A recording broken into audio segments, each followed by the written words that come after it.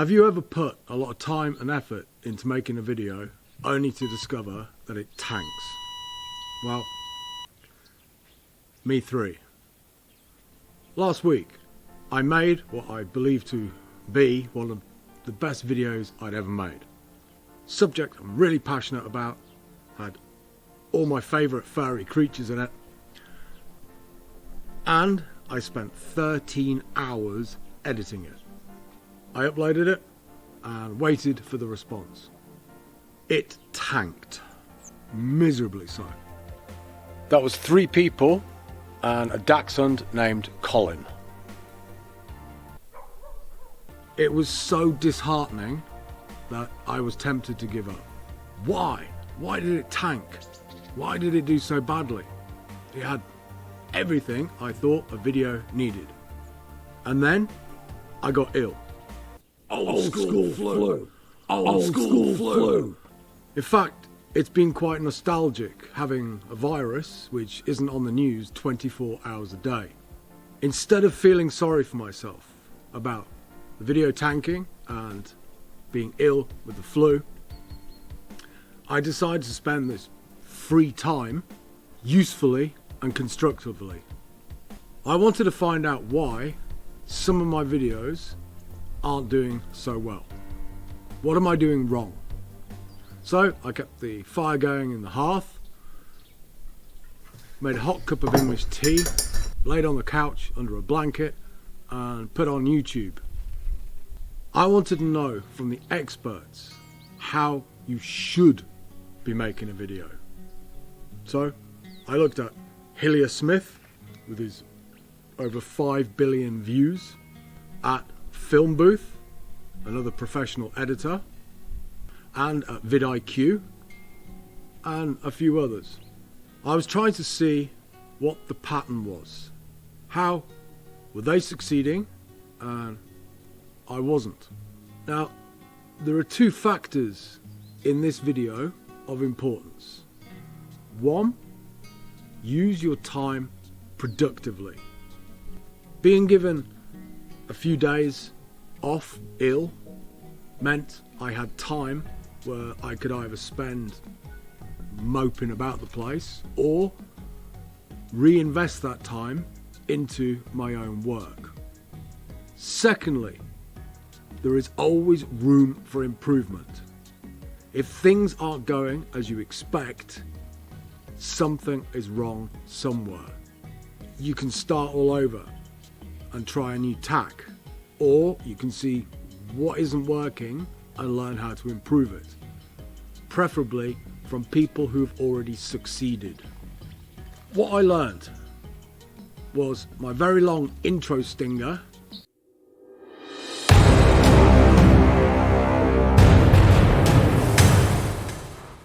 which I thought was absolutely stunning, is probably quite boring after you've seen it 15 times.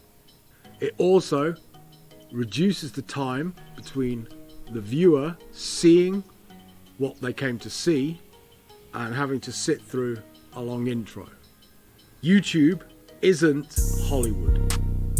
A Hollywood film can last 90 minutes, 2 hours, or if it's a Pete Jackson film, it can go on for about 9 hours in 3 different parts. Most YouTube videos are around 10 to 20 minutes, even shorter. And what I discovered is if you're spending that first 8 seconds, 20 seconds, 30 seconds on the same intro stinger again and again and again, you're losing a lot of time and you're losing people's attention. That's why when you look at the graphs, they dip immediately after the viewer starts playing the video. Secondly, niche is all encompassing on YouTube, both for the algorithm, how YouTube places you, and also how your viewers view you.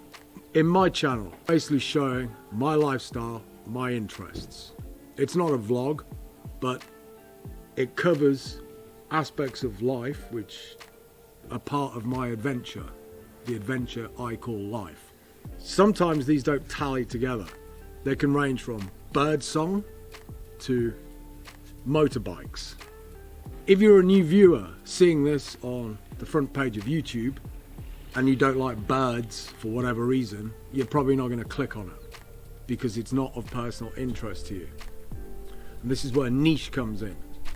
The most successful channels cover one tiny aspect of whatever field they're dealing with. For example, if I was focusing on bushcraft, I would maybe concentrate on bushcraft shelters, how to build them.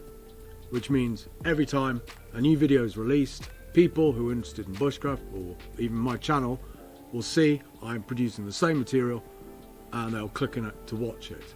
If I then, on my bushcraft shelter building channel, start showing yachting, maybe a few regular subscribers will watch it, but the vast majority who've come to see bushcraft won't. The next biggest issue is scene length. I'm old school and I don't mind sitting watching someone speak for half an hour if it's an interesting topic. However, the modern generation have a much shortened attention span.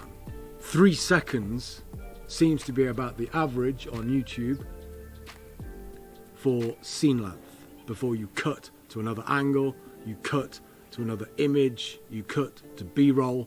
3 seconds. Now the big players on YouTube, they have scene cuts every 1.45 seconds. They have 270 words per minute speech. I'm not going to try and match that, but if you really want to be like some of the big players, this is what you should be aiming for. Basic editing cuts, like J cuts, and adding B-roll, and special effects, titles. These all play a major factor in making the actual video play interesting from start to finish. Story. Every video has to have a story from beginning, middle and end. Just as in traditional fairy tales or traditional Hollywood films, there has to be some sort of story. There has to be a setup and a payoff, with the bit in the middle as the challenge. All these factors come into play in a really short YouTube video, but practice makes perfect. You learn through your mistakes and you learn through experience. You also learn from people who are much better at doing things than you are. Thumbnails and titles, this is a no-brainer nowadays. When people look onto the homepage on YouTube, they're presented with hundreds, thousands of different thumbnails, each suggesting a video. Now, depending on your type of personality and what you're looking for, you will choose A over B, or C or D or E. And those other videos may even just disappear into the dark depths of YouTube because you chose something that caught your eye and caught your interest. Same goes for title. If the title's boring or too long-winded, you're probably not going to click on the video. There has to be a catch. There has to be a hook, both in the thumbnail and the title. These are the basic steps that I've discovered since taking a dive, and I'm going to try implementing them. Hopefully they make an improvement to both mine and your videos. We can learn from one another. As always, be free.